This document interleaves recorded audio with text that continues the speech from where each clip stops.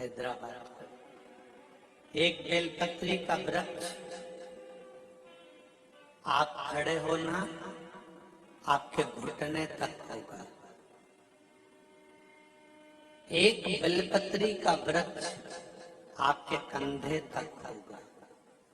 एक बेलपत्री का वृक्ष आपके सिर से ऊंचा होगा।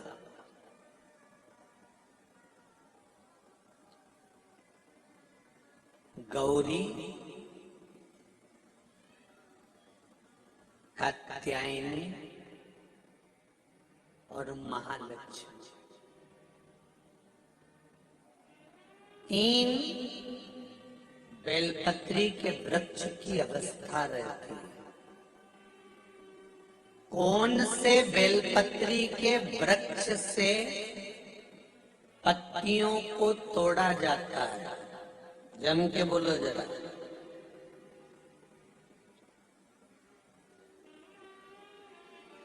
कौन से बेलपत्री के वृक्ष से पत्तियों को लिया जाता है? गौरी से? बोलो जरा। नहीं। कात्यायनी से? नहीं। बेलपत्री की पत्तियों को लिया जाता है महालक्ष्मी से। किससे लिया जाता है?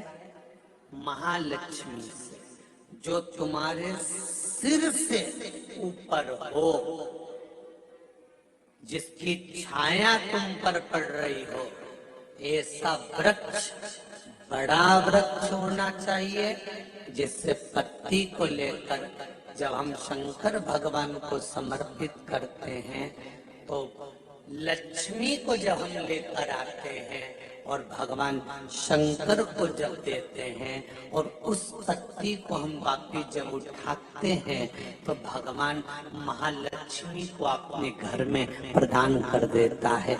ऐसी वृक्ष से पत्तियों को लेना चाहिए।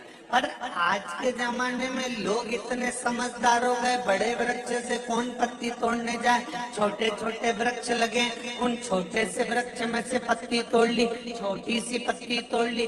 अरे शास्त्र कहता है, यहाँ तक वर्णन करता है शास्त्र, अगर आपके घर में तुलसी का पौधा छोटा है तो वो कुमार अवस्था का होगा। वो तुलसी का पौधा जब घेर घमोर हो जाता है तब अखंड सौभाग्य को देने वाला हो जाता है। उसमें से पत्तियों को उतारा जा सकता है, उसमें से आप कोपल को उतार सकते हो, उसमें से पत्ती को आप उतार सकते हो। उसी तरह बेलपत्री के वृक्ष में भी जो वृक्ष लक्ष्मी महालक्ष्मी का तुल्य हो, उसमें से आप बेलपत्र को उतार सकते हो। छोटे छोटे वृक्ष की पत्ती को तोड़ना ये उसमें का है जैसे छोटी अवस्था की कन्या के साथ में अपशब्द कहना, ताने देना या उसको आड़ा टेढ़ा कह देना।